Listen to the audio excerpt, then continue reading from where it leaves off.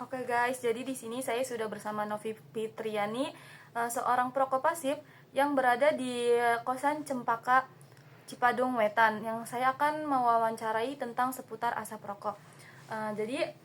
Bagaimana sih kondisi paparan asap rokok yang dialami oleh perokok pasif di lingkungan kos Cempaka mahasiswa di Cipadung Wetan? Jadi kalau boleh jujur, asap rokok di kosan ini tuh masih cukup sering terasa, terutama di area-area umum seperti di depan kamar atau di tempat jemur. Kadang ada yang ngerokok di sekitar lorong atau deket tangga.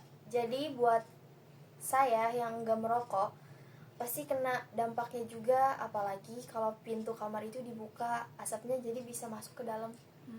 Terus apa saja nih dampak yang dirasakan oleh perokok pasif, baik dari segi kesehatan, kenyamanan maupun interaksi sosial di kos tersebut? Eh, Kalau dari saya, dari segi kesehatan, mungkin saya sering ngerasa tenggorokan saya tuh kering, kadang batuk, kalau terlalu sering terpapar asap rokok. Mungkin untuk kenyamanan tentu jadi nggak nyaman, soalnya jadi males duduk-duduk di luar kamar. Kalau soal interaksi sosial itu, saya pribadi jadi agak sungkan negur langsung. Soalnya takut dikira sok ngatur, jadi ya lebih banyak menghindar aja sih. Bagaimana nih upaya atau respon yang dilakukan penghuni kos dalam menjaga hak atas udara bersih? Sejauh ini sih belum ada aturan tertulis dari pemilik kosnya soal larangan merokok. Tapi beberapa teman ada yang negur secara halus, misalnya minta ngerokoknya jangan di depan kamar, kayak gitu. Saya sendiri biasanya pilih diem atau masuk kamar aja kalau ada yang ngerokok. Harapannya sih kedepannya bisa ada kesepakatan bareng, biar lebih tertib dan saling menghargai satu sama lain. Oke, baik, mungkin segitu saja ya yang bisa saya tanyakan. Terima kasih banyak atas kemauannya untuk diwawancarai.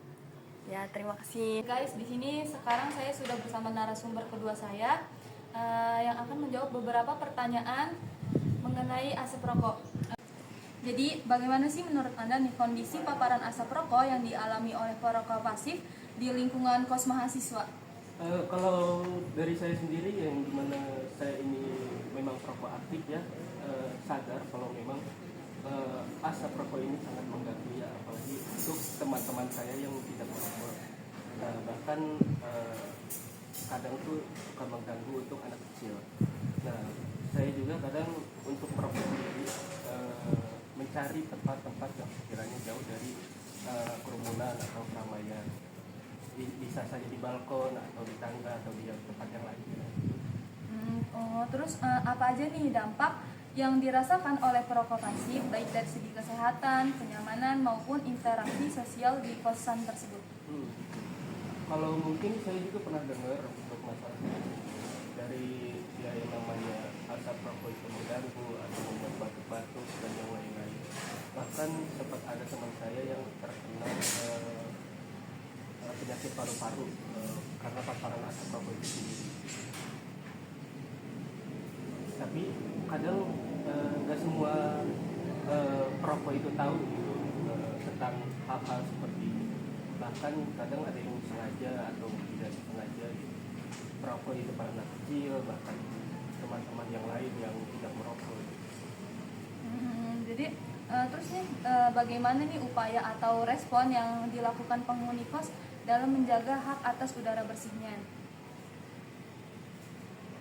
Kalau dari saya sendiri ya, mungkin untuk para perokok termasuk juga saya diusahakan untuk mencari tempat-tempat yang sekiranya jauh dari kerumunan, jauh dari anak kecil, bahkan orang-orang yang tidak merokok.